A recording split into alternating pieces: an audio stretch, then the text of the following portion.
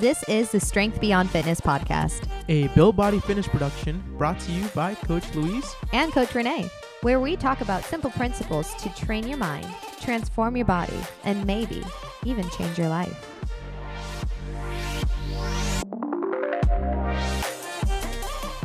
So now that we both have our caffeine in front of me, I of course have my Alani, my can of Alani, and you have your... I got my pre-workout, to be honest. I don't know how you do that. Like, I mean, without working out, because it has the beta alanines. You know, if in case you've ever wondered what makes you itchy when you take pre-workout, more than likely it's the ingredient beta alanines, and you're just sitting here. How are you not sitting. itchy?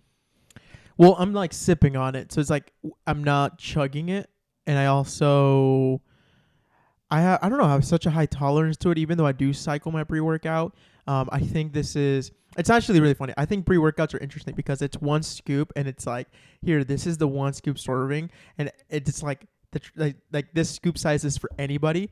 But like, Don't even get me started on that. Because you can be 125 pounds and take that one scoop, or be a big boy on like the 225s and take that one scoop. And it's like that pre-workout is going to hit differently for each individual. So I think for me, I mean, I'm like 195 and definitely I'm carrying a little bit more muscle mass. Like I think my level of like the way I feel the beta alanines is nowhere near like like you feel it. I mean, also too, you have to consider like the tolerance that you built up. So yeah, I go back to like, you know, young Renee I just discovered C4. I think I got it from like a Walmart, and I was like, oh, it says a scoop. I'm gonna have a full scoop. Nobody warned me about the itchies. Oh my gosh. And so, I mean, I'm a firm believer that if you're starting a new pre-workout, you have never had it before, even if you've had pre-workout, like start with a quarter to half of a scoop. I honestly think pre-workout should be measured by your weight. Like the amount that you should take be by weight. I know it'd be more complicated. You need like studies, you need all that.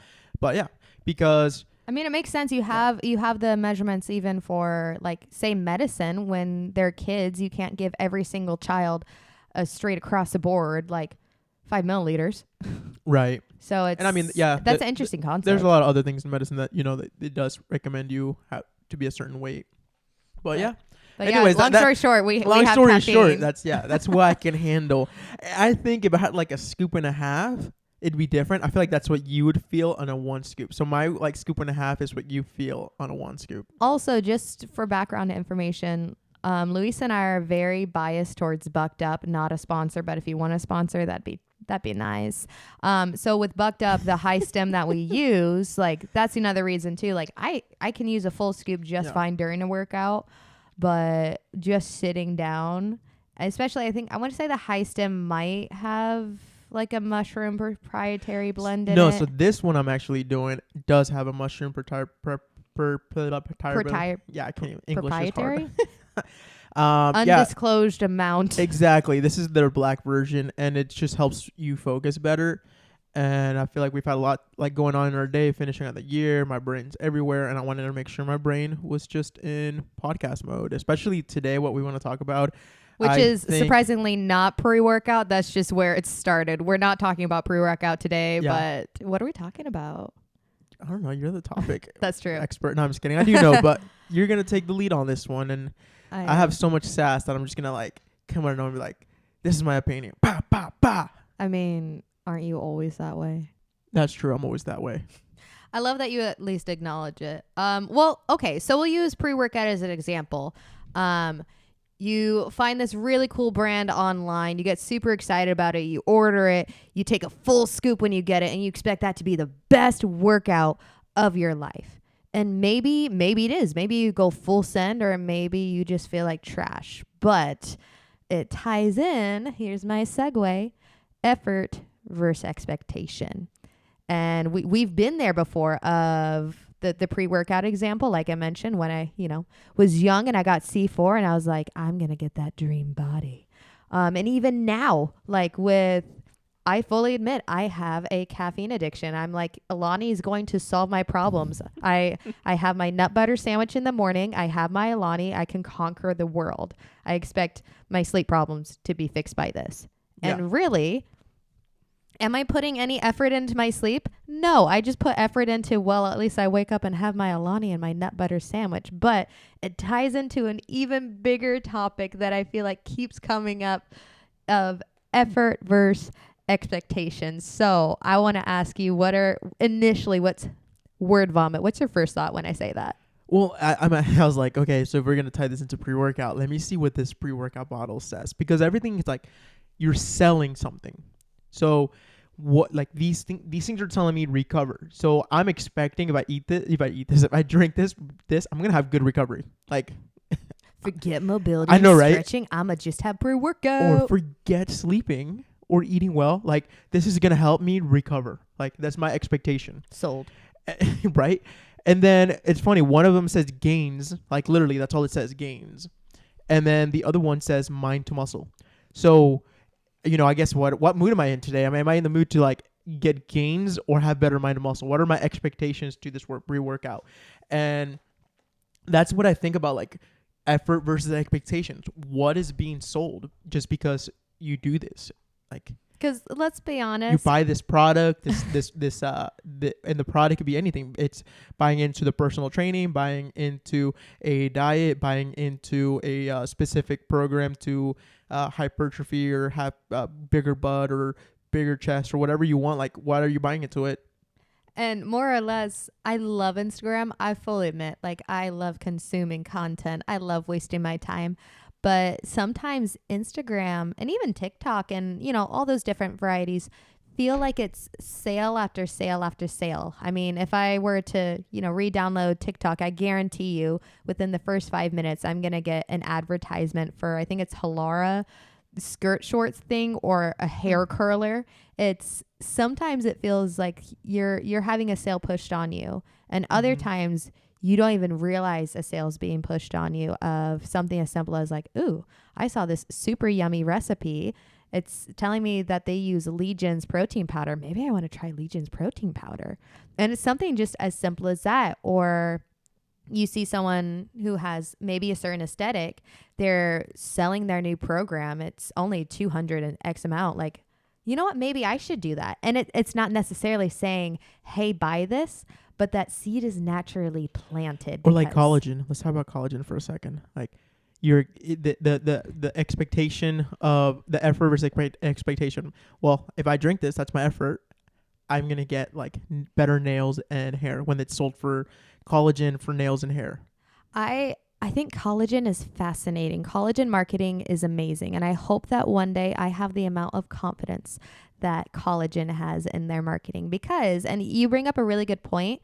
If you were to go walk into Target, you go into the aisle that has all the supplements and everything.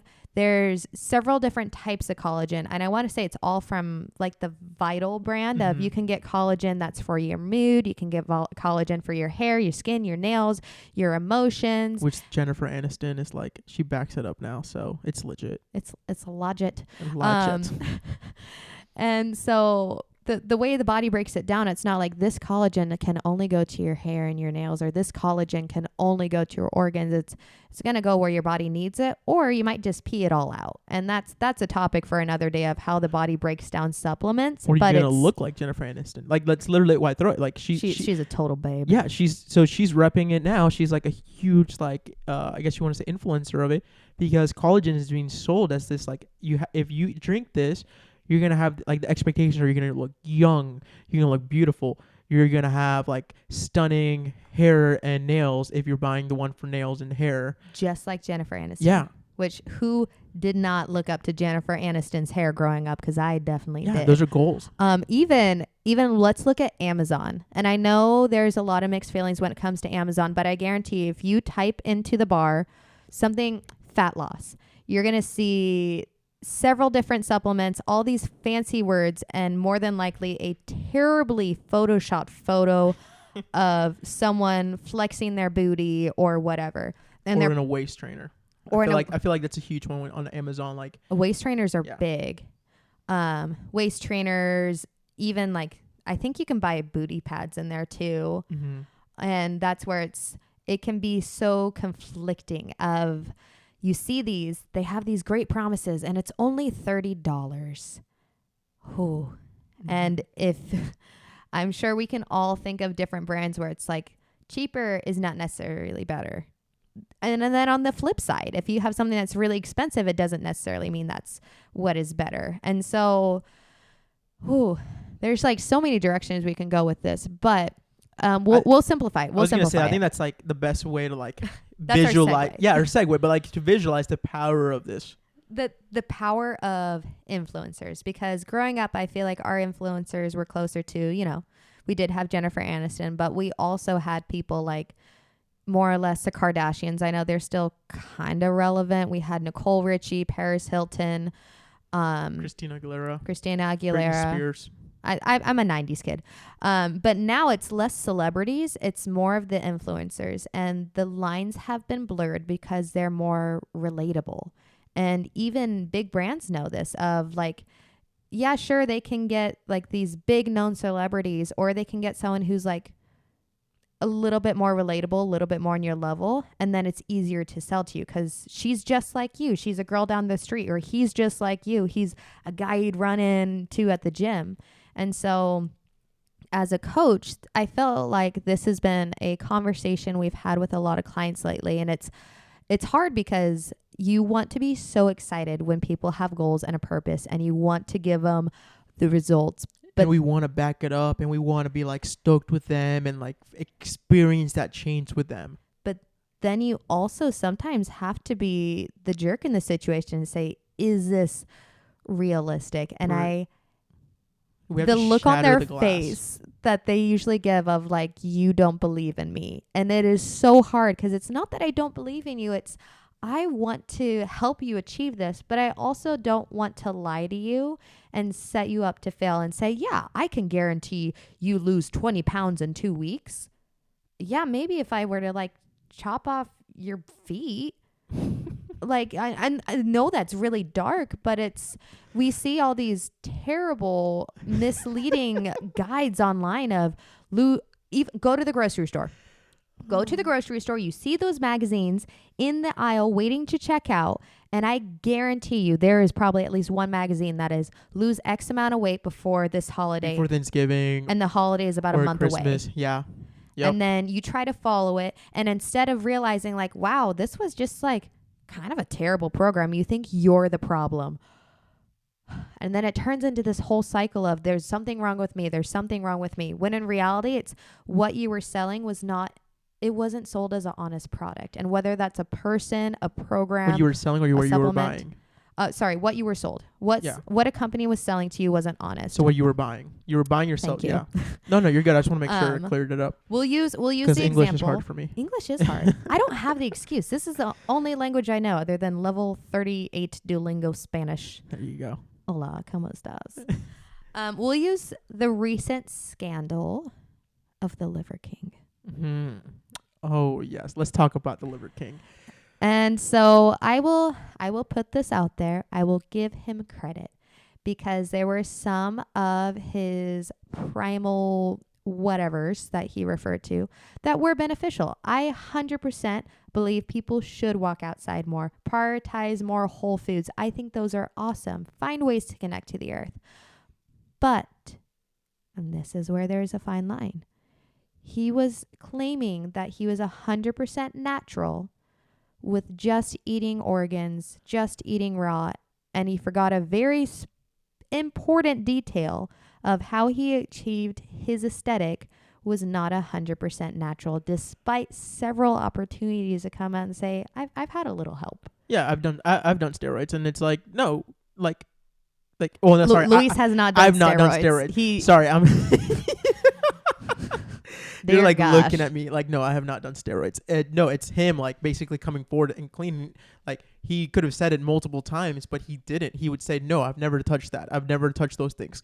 So his whole company, every single one that he has, his whole Instagram was selling his body, his like lifestyle in the sense of being this primal guy that just goes and carries his body weight for like 2 miles every day and which is impressive. His strength is impressive. It's impressive. All right. Yeah. And He's worked. You don't for just it. take steroids and get that. Like, you continually work for it. But you can't just be like, oh, I'm going to eat testicles and liver all day long and not cook it and just have it raw.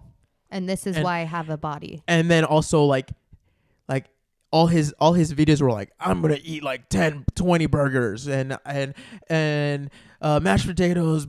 Blah, we don't eat carbs here. We're going to eat this like bucket of fat. And it's like, sorry, you did not attain your body by doing that. But sadly, well, no, if I remember correctly, he did follow the diet that he said. He just forgot to add that he had lot of extra exactly stuff. So the way his body looked, his physique, his style, like what he was selling, if you think the Liver King, you're not gonna picture a guy with a beard and like a bro tank. You're gonna picture a guy with a beard that's shirtless and wears really short shorts and has boots on, and his quads are popping, his abs don't even move when you breathe. He is a roided out Tim Allen, and I refuse to see him any other way. Wow, that's hilarious. And it's so hard because now that this news has broken, and by the time this podcast comes up, maybe this won't even be relevant. And you're like, "Who's Liver King?" But because people will know. Because this has come out, you can't help but question like what else wasn't honest, and it's so hard because I remember at a gym we previously trained at, there were several people that followed these. I think they're called ancestral tenets now that I think about it. Mm-hmm. These ancestral tenets, and some were very strange, but it was sad because he sold a lie, and they believed like this is the way I can achieve this body, and it's not just those people. We even see it with women too when it comes to BBLs, so Brazilian butt lifts. You have these girls that sell like these perfect hourglass shapes, but don't disclose that they've had plastic surgery done. And this isn't me saying like you shouldn't have plastic surgery done. You do it. It's your body. But if you're selling something and saying I only got this from exercise alone, or I got this just from using this particular supplement that I happen to be selling, it's not honest. It'd be like right now, if you guys have seen what my hair looks like, I have a lot of it. It's literally just thank you pregnancy hormones from when I was pregnant. Not that I'm pregnant right now. It would be like if I started selling sugar hair gummies, and I remember like at one point I was like, I can become an influencer for them. I can't believe that was a thing. This is baby 19-year-old Renee when she was full of hopes and dreams and thought she was going to be a Gymshark influencer. When you told me that those sugar gummies about that, I was like, there's no way this was a thing. I definitely was like, I could easily represent them. And I remember a few times like I posted about it, and someone even asked me, is this how your hair is so long? And I was like, shoot, this is not an honest answer on my part. And these are over glorified gummy bears that I could easily sell, but it wouldn't be honest. And that's a hard thing. And then it ties into this whole thing. We just finished watching an episode of Survivor last night, I think season 6, where they're like, if I never had to hear the word integrity or honest again, I would be happy, just because it almost can lose meaning with how much I'm saying it. But it really ties into, it's hard as a coach, tying this all back in. It's really hard as a coach to steer our clients into how can we help you reach your goal when you have all of this conflicting information, taking simple principles and complicating it, making your path hard. And the amount of times I've had to tell clients, like, as crazy it sounds, like, don't jump onto that supplement, don't take this, don't do that. Like, literally, let's just focus on getting you drinking water. Yeah. Let's just focus on, like, I don't expect you to go from couch to working out 6 times a week. Like, let's just get you started on walking. And you have and I feel like you can speak perfectly to this, the all or nothing personality. And this is where I think expectations really hit the all or nothing personality is the hardest, because you get really excited for an idea, you full send it, and then maybe sometimes you don't hit it as fast and you can lose passion. I mean, I want you to speak on this more because I feel like you relate to this more than I do. Oh my gosh, what is it called again? The all in mindset. All in, yeah, all or nothing. The all or nothing mindset, the all in. It's, you know what, that is my mindset, and I think it's just because it allows me to recognize if I want something or if I don't. I don't like beat around the bush, and it's like, oh, I'm gonna test this out and etc. and see, and it's more like I'll either find out immediately if this is for me or not, because I go, it's my all or nothing mentality, and at times it has been like at my benefit. Like I mean, that's literally how we have our business, is because you go. Yeah, exactly. So yes, there's at times that it's benefited me amazingly, whether business wise, even prior to business wise, like in sports and etc. Like it's benefited me, but there's times that it's humbled me, and I've understood like my idea, my dream, or what I wanted, my expectation was a lot greater than me going all in.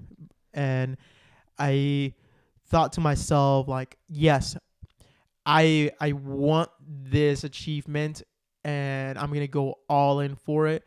But the amount of effort that I need to put in for that all in was something that was not sustainable to me at that moment. Or like there was just things that I did not want it to do. And I'll use an example because we are talking fitness and we're talking about strength, and this is very health related. I remember when I like was pursuing the lowest body fat percentage that I could. I was hoping you would bring this up. You read my mind. Yeah. So like I remember I hit the 12% and I was just like stoked. And then I kept like being stuck at the 12% for a little bit. Which for men is a lot healthier and easier to achieve than women. So Yes. if you're a woman listening to this, you do not need to hit 12%. Yeah, Go on. 12% for men. I guess I want to say that's like 17% for women. But anyways, it is completely different. Well, I remember I hit it and then I'm like, oh, okay. Like that was my original goal. One, I did not, when I saw myself in the mirror, I wasn't happy yet. So I was like, I need to go lower. Poor single Louise. I know. Well, I look back at the pictures like that. I'm like, damn, like that 12% looks so good. But you weren't happy. Exactly. You thought you'd be so happy with 12. And then like, I remember you complaining like, I want to go lower. Yeah. That's not your voice, but you know. I know. So I was like, okay, I'm going to hit 10. And I remember I was doing everything I could in my end. And I wasn't like getting anywhere below 12. And one time I talked to a trainer that she specialized in physique competitions, mostly for females. And I was like, I feel like I'm doing everything. Can you please help me out here? What's going on? And she gave me some suggestions. And I realized like, okay, the sacrifice is way bigger. Like, yes, I'm working out 2-3 hours a day. And yes, I'm having like my super lean proteins and my traditional chicken and rice, but I'm also enjoying the hell out of like ice cream when I wanted to have ice cream. I'm enjoying Little Caesars. You know what? So that was more my roommate. I actually during that time I was not really eating any Little Caesars when I was at the 12%. Okay. I was probably having Little Caesars. I think I went probably 2-3 months without pizza at one point. Oh shoot. Yeah. So again, I was like, my bad. Yeah. No, that was my roommate that would come back all the time with it.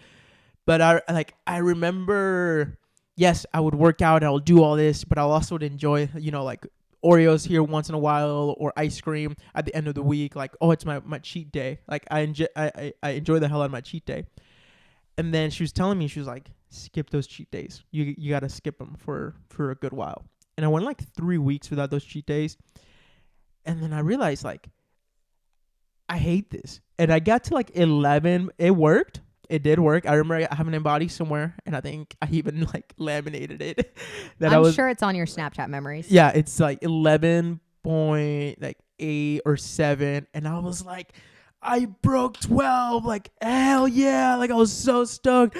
And I looked in the mirror, and I was like, I have friends that are like 14%, and you can see their abs more than like you can see mine. And I was like, that means I got to hit like 10 or 8. And I remember I had that conversation with that trainer who specialized in that. You're a short king. It's hard. I know. And I was like, well, that means I have to hit 8 or 10 if I want my abs to like pop out as much as like someone else. And anyways, long story short, I realized like I hate this process. Like this process, like I've made it this far, but I really despise like if my nutrition has to be this bland, this strict, this like controlled and measured, and if it has to be just so like I have to put so much mind effort into it versus physical effort that it just wasn't worth it for me.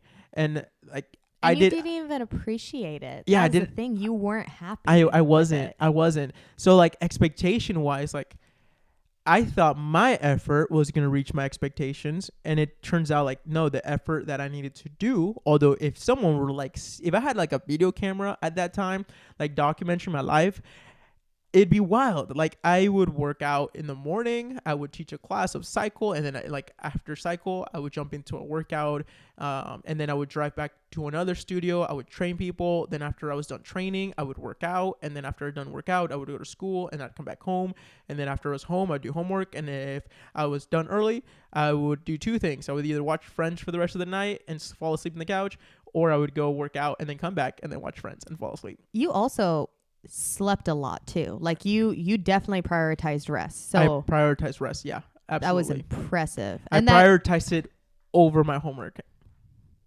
I was like, no, I need rest. This is more important than my homework. you segue into a perfect point that I try to bring up, and I try to ask all my clients at the very first session. Technically, the last question I don't ask. I just kind of have to assume based off of certain things. But there are key things to consider when you are reaching a certain goal. So you have a goal in mind, whether it's aesthetic, performance, if it's health related, you come up with that goal. You're super excited. You know your why. Now we got to figure out the how. And part of figuring out the how, and I know I'm stealing a little bit from start with why, which was like a big thing from Vasa, but this is my own twist. I got to give it credit. These are the questions I always try to consider is, one, what are you willing to do? And what is the top answer you hear every single time when you ask, what are you willing to do? Everything. Anything and everything. Everything. I'm willing to do everything. Anything. Which leads into the second question, which I consider even more important. What are you not willing to do? And you see this look on their face and they're like, oh, I don't know if I thought about that. And then you start thinking of like, okay, well, I'm not willing to give up maybe drinking this certain drink on the weekends. I'm not willing to give up cheese. I'm not willing to give up, or I'm not willing to drive more than 5 minutes to a gym, even though we know there are people that will drive up to an hour for cycle studios because we're crazy. I mean, don't take this, like, I have a client, I absolutely loved working with her, but she was not willing to eat the amount of protein.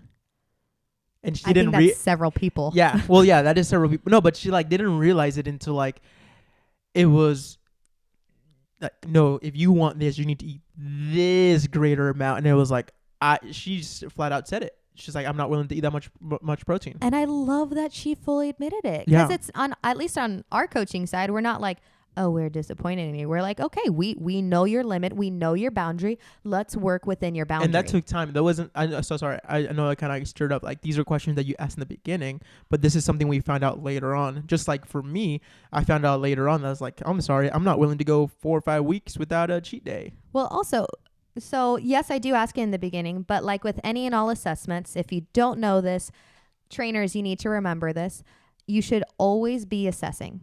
Assessments are a continuous process. So sometimes these questions you may not find out until later. Maybe in the very beginning they tell you, I'm willing to work out 5 days a week.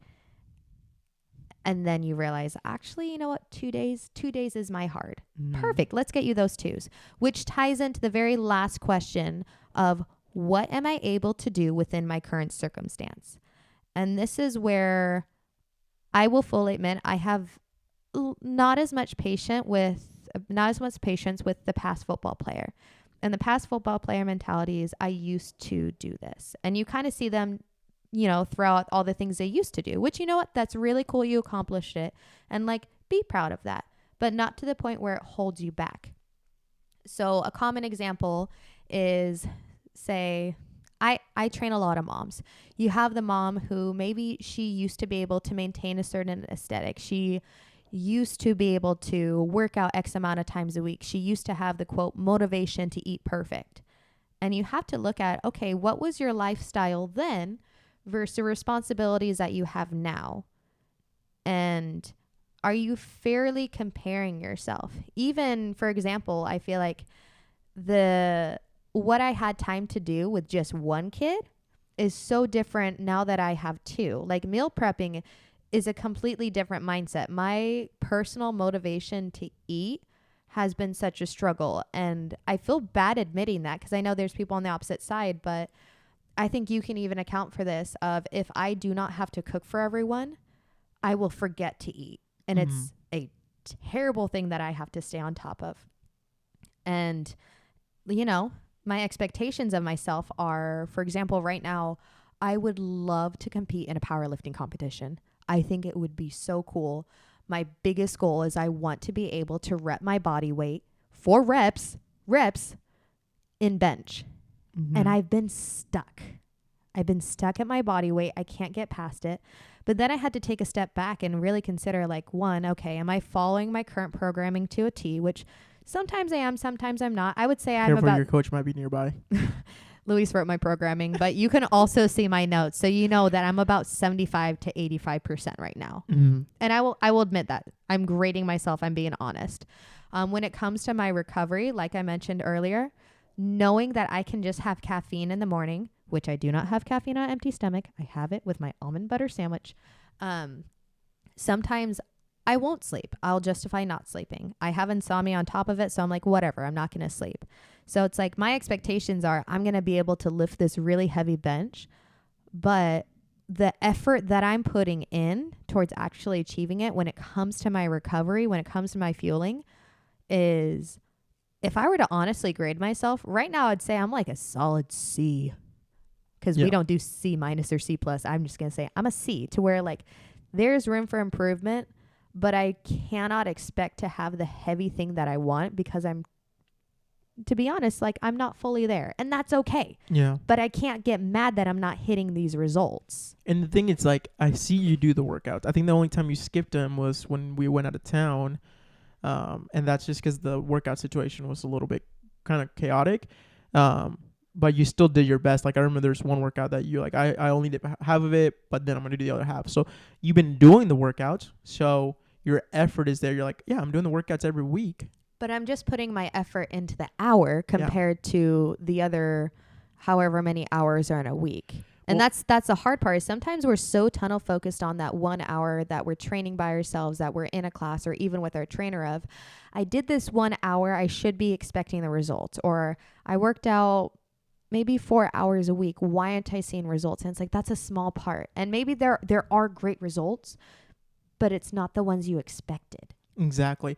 And so this is something I wrote to one of my online clients, and we don't do we don't do nutrition coaching like as part of our service. It's an add-on thing, but I have a client who wants to eventually do a physique competition. So my job as his coach is to prepare him to transfer him over to a physique coach that I trust a ton. And right now I'm giving him some guidance on like, you have a goal to achieve so that I can transfer you over, and I know that you're going to have a successful like we want to make the transition easier. Well, easy, but I want to make sure like his prep time for his show, it's like realistic. So I'm not going to transfer him in 30 weeks and he's nowhere near like where you should start a prep with. But anyways, I told him something about nutrition wise, and I was like, remember to eat at work and think, will this fuel me adequately for my workout, or will this delay my progress? And it's an effort that needs to be made outside of the 1 hour session, because he's killing it. Like, he's doing his workouts. He's doing them all. I think he only had 1 week where during this like 6-week phase that he missed 2 workouts, and he had a birthday, he had something, and then he got sick or etc. He also works a lot. Yeah, things happen, but it was like his effort at the time that he works out is there. Like, I have no doubt this guy is like on point. But his preparation prior to the workout, like the things that he's doing prior to it, the mindset is not the same. It's not equal out. So it's that one little like guidance that can help you. Okay, think about this. Is this going to help you adequately, or is it going to take away from it? And that's where even the timeline goals are really complicated. As a coach, sometimes we have to be more harsh when you put a timeline on. Like the way you coach someone that says, I just want to improve my quality of life. Right. I don't want to say aggression, but the assertiveness that you have to show of like, I want a lifestyle change versus I have this event coming up in 3 months and I want to be able to fit this, is those are two different coaching styles. And I've even had to go back a few times and when we do our accountability session, ask them like, is this still something you want to work towards? Do you feel like this is helping you? And if we're at a point where it is truly messing with you at a mental level, is this even worth it? Because if we're getting at the point where like your anxiety is coming up and it's not making your life, it's not improving your quality of life, then we kind of really need to reassess it. Now with your friend, one, like his mindset, I know you guys are friends, so you can be assertive with them. You can be painfully blunt. But if you were to deliver that same exact message to maybe someone else, it wouldn't be received the same way. And it's hard finding that balance of how can we help you reach this and deliver it in a way. And that's where you almost have to be willing to tell your coach of like, how blunt can you be if you are coming to someone paying for accountability from them and you want this goal? Like, more than likely you're going to hear some harsh truth and you have to be open to it. And I think I remember there was one client where I truly believe he just wanted me to tell him like, you're doing everything right. I'm not sure what's wrong. It's not you. And when I turned it around and said, actually, these are all the things that are hindering you. Like, we need to figure this out.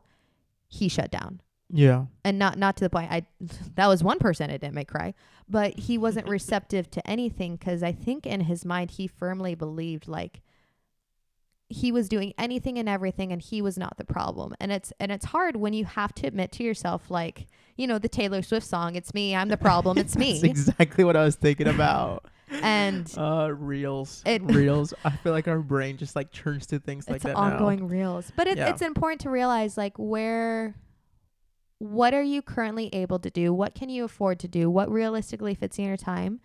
And even being able to take a step back and hold yourself accountable to like, am I hindering my own progress? And what am I willing to do about it? I will fully admit, like when it comes to my sleep, I am fully sabotaging myself because the way I prioritize sleep is getting better, but it's still really messy. Mm-hmm. And I'm probably not going to be fully rested unless I'm actually willing to put in the effort to make it change. And I'll fully admit I'm not 100% willing right now.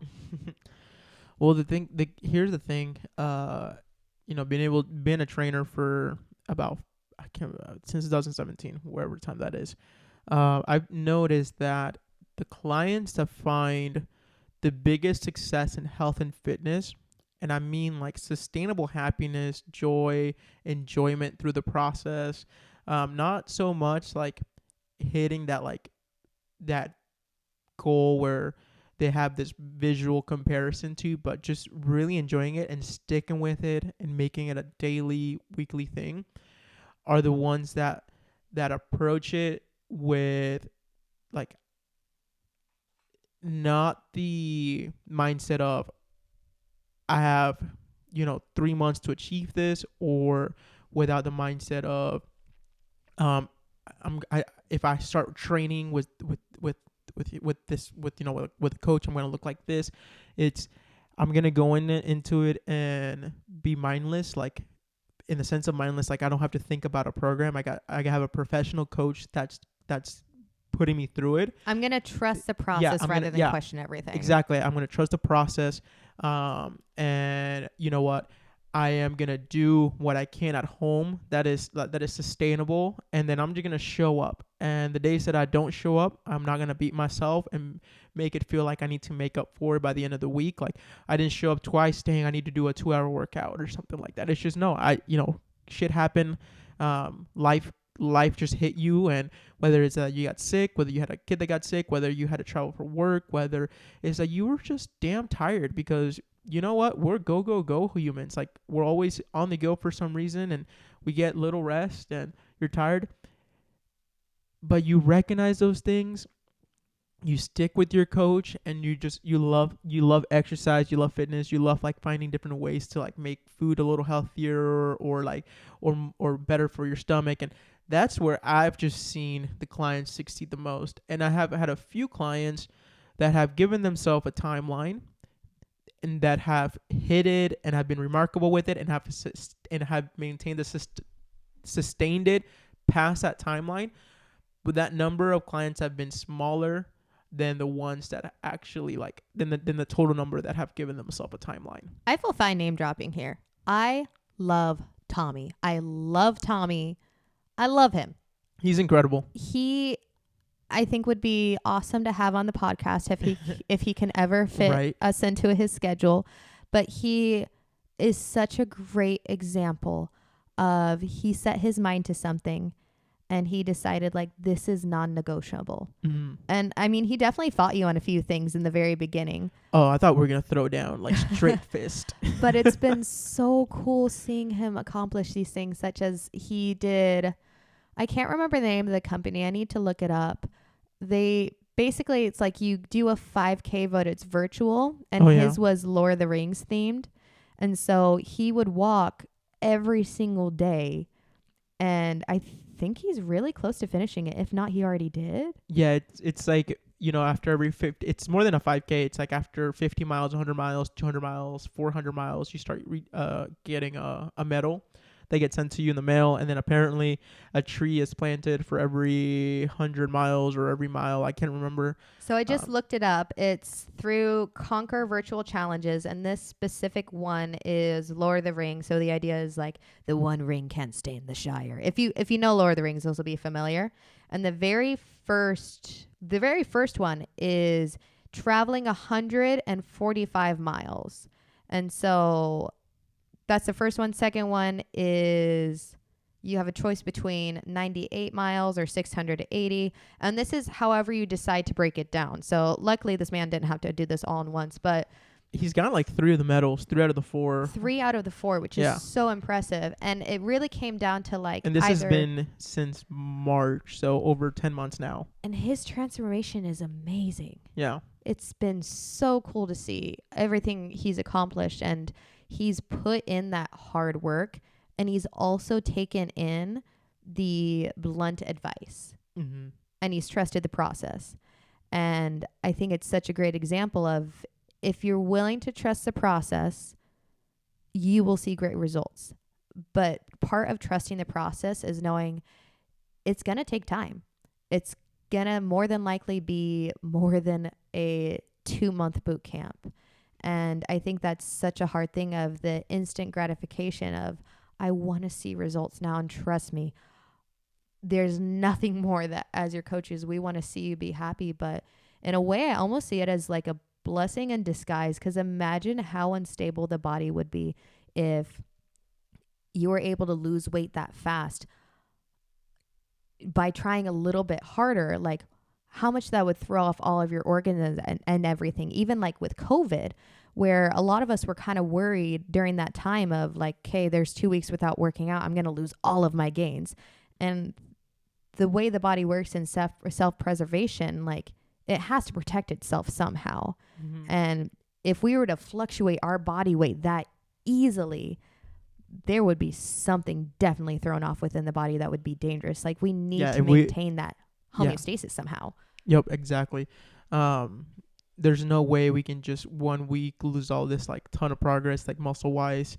Our body, unless your diet is just completely screwed up, jacked up, you have so much deprivation with sleep, with food, etc., that you're gonna, lose your gains and taking a week off. If anything, it's funny. Like with Tommy, I remember told him, I was like, bro, we need recovery. And like, he was like, no, I need to go. Like, I need to do this. And I was like, you need to take at least a week off. Like, you need to. And those were so hard for him to accept at first.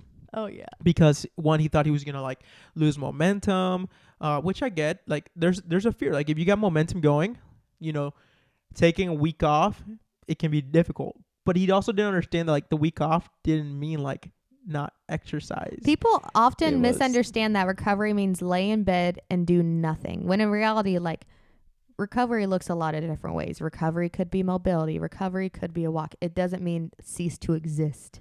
Yeah. So it was, hey, let's go to the workout. Go do your workouts, but let's make your RPE that was like a 7 or 8 to like a 3 or 4. Your rate of perceived exertion, let's make it really light. Instead of going out and walking your 3 miles this week each day, or 4 miles that he was doing daily, let's bring it down a notch. Like, just focus about walking maybe like a mile and a half. And anyways, it was just all super difficult, and his body was, tired and etc. And it wasn't until he understood that principle, he saw a little more energy. And there's a lot of clients like that, but it's it's what we said earlier. I can't remember if it was during this episode or another one, but that it's so simple but complicated. Like, we as the coaches sometimes give these advices that seem so simple that I feel like someone doesn't feel like they're being coached. They're like, you're my coach and you're telling me to take the week off, or like, not the week off, but like, go easier this week. Like, you only want that so maybe I can be your coach longer. Or there's the other one is, you do this a lot. You're like, okay, let's start with this one thing. And it makes it like, this is actually starting with that one simple thing is going to create the biggest change. You currently want to work on 7, 5, whatever things. That's not working out. Let's work on one. And yeah, it's that it's the simplicity of it that sometimes make it seem like, I've driven so many clients crazy because they come out and they're like, I'm going to do these 12 things. And I'm like, we're going to work on one. And then they're like, but that's too easy. And that's the point. If you create a habit that is so easy that you can do in good times and crazy times, like, you consider all the different environments that you're in. Your perfect environment, you're traveling, maybe the in-laws are visiting, although I like when my in-laws visits. But not when you're postpartum. Not postpartum. Love you, Marbell. Sorry, I was a brat. But you consider the different environments and the different levels of stress you have, and think about that habit. Is it something that you can maintain? So an easy example is, instead of drinking soda every day or starting every single morning with your Starbucks, whatever, like, let's swap that, or let's match it with the same amount of water. And you're like, that's easy. Exactly. If you can maintain that habit and make it feel easy, imagine what you can add on to it. But if you're not even willing to try out the easy things, those hard things are going to be even harder. And even sometimes, like, I've even had to kind of backtrack sometimes when it comes to certain clients, because I gave them a lot of easy things to do at once, to me, that were easy. But then looking at their lifestyle, it's like, okay, let's take a step back. Let's just get you comfortable with this. A common example is, and this is something that I had to, eat my humble pie about, was, for me, tracking food is fairly easy. And it's something that I use when I get overly anxious or overly busy to help remind me to eat. And so when we initially first started our nutritional guidance, we expected everyone just to track all of their food in the MyFitnessPal. Not everyone, one, wants to buy a food scale. 2, has time to meticulously calculate everything out and then meal plan on top of it. And so we end up shifting it to where those who are... Sorry to interrupt. The funny thing is, like, this is what, like, they wanted. So, like, they're paying... They asked for it. They're asking for this nutritional coaching. They're doing it as an add-on. And then you tell them to do all this, and they realize, like... It takes a lot. Yeah, it takes a lot. It's very brain demanding. Like, oh my gosh, I remember, like, the first gym I worked at when I started jumping into macros, I had these 2 vegetarian girls that wanted their macros so bad, but they weren't willing to track their food. I'm like, what good are these macros gonna do for you if you don't even, like, track it? That's what macros are for. It's to track a number. So go back to it. My bad. We're jumping back. So we ended up taking a step back and separating our macro coaching versus our nutritional guidance. And there's some people where it's like, okay, we're going to have you literally take a picture of your food, just because there's a lot you can learn from a photo, from their presentation to their portions. The photos that moms take of their food versus non-moms is so, it's really interesting to see. And even some others, it's like, I just want you to give me a summary of your food. Please don't use the word some, few, or a couple because that differs greatly among everyone. If I were to ask you what a few were, maybe that means 3, maybe that means 20. Think about chips. What does a few chips mean to you? So we've had to really kind of adapt our training to fit the lifestyle so that way we're not projecting because I can do that, I expect you to do it, because that's not fair. If I were to keep doing that, I wouldn't be acknowledging, one, I have a lot of availability and accessibility within my lifestyle that others may not, like something as simple as I grind meat. Mm-hmm. Not everyone has time to go to the store, find certain proteins, grind it out, and then make the, over the top food that I make sometimes. Sometimes they're going out of their way is I'm going to go to Salad and Go instead of McDonald's. Yeah. And so even as a coach, I've had to really kind of take a step back and look at, okay, what are they telling me they want to do? What are they actually able to do based off the patterns that I've seen? And then how do I tell them in a way that doesn't make them feel bad? It's very difficult, and I think it's because sometimes the excitement when you sign up for coaching, or if you're not signing up for coaching but you decide to like, oh, I'm just gonna join a gym. I'm just gonna join a gym. I'm gonna do this, and it's that excitement takes over so much, which there's good to it because that excitement, it's like lighting a fire with a match. So it's that initial spark, but that match is only so long that like it's gonna burn out eventually. It's like those fire making contests in Survivor, and you keep telling them like, you need to make the tower tall, you need to make this fire sustainable, so that way you can win the competition. You can't just you can't just use the, what's it called, the flint. You need more than just flint to spark the match. But how are you going to keep the fire going? Exactly. And as we've taken step backs, and again, I think you're phenomenal with this because we've talked, I'm like the all or nothing mindset, but you're like, hey, take this one thing. That one thing really becomes like a single string in a rope. And when you start adding onto it, and you're adding and adding, and you have all these simple one things that you've mastered, now you have a rope that's strong. You have so much more support in these habits that coincide and tie into each other. So instead of trying to juggle so many things at once, you're just creating a stronger foundation, a stronger rope. Yeah, and it's going to be more sustainable, and it's going to sustain the load that you wanted. And it's going to help you also recognize, wow, this expectation that I have does require a lot more effort. It's not just the one that I'm showing up for. And again, showing up can be really good, but it comes down to like what you're expecting when you show up. So to say, one, we want you to be excited about your goals. Find something that lights your soul on fire, that gets you going, that makes you want to try. Not for anyone else, but for yourself. But do not beat yourself up if you're not able to hit a certain comparison in your brain. And this is a good reminder to myself as well. Stop comparing the worst of your habits to the best that you see online. Mm-hmm. Because I guarantee you, everyone has a little bit of hot mess.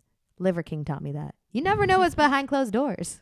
I know. And we're getting to that time of year where people start doing like these vision boards and comparing not comparing themselves, because a vision board is not a comparing. It's something that you aspire to be or to do.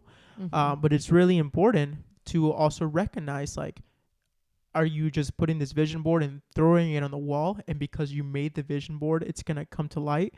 There are certain things that you need to do daily that are going to help you get one step closer. If you just go balls to the wall at the very start of like, okay, I made this vision board, or I have this, like, again, excitement to join the gym, and you go all full on, and there's no plan. You don't really like recognize what other things come into it versus just, showing up and etc.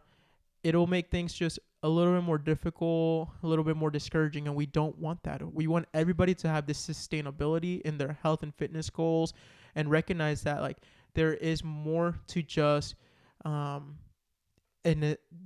this like idol person that we're looking at, like, hey, I want to look like this Instagrammer, influencer, or I don't know. I'm getting kind of carried away, but look inward just and look know that inward. you have so much more potential than more than likely you're giving yourself credit for. And the Yeah. moment you step away from comparison and start to see the inner baddie, that is the shift. It is a shift. And I mean, like, there's times, like, we're not perfect. You know, we're coaches. We help people every single day, but He has to give me this talk common because I have, I'm working on my self-esteem. It's getting better, but this is definitely something you've had to remind me of like, yeah. And even myself or anything, like right now, you know, someone might look at me, I might post a video of, you know, benching and it, you know, more than 225. I don't know what weight I can bench right now, but I know for a fact I could do 225. But someone might look at that and be like, oh, that's awesome, you know, like I want to do that. But sometimes like I'm working out just 3 times a week, but I really focus like my nutrition to be on point for that lift. There's sometimes that lift is super freaking heavy and I don't take a video of it and you guys don't see it. So, or I posted a reel this week joking around of like how people tell me, Renee, you're so motivated, you're so driven. Like, no, I'm depressed and anxious. Like Yeah. I mean, I joke about it a lot, but like I struggle with mental health and that's not a fun thing, but everyone has their own struggles and it's about taking your struggles and making the best of that situation. And right now, I want you to look at yourself and consider like, are you doing the best within your control?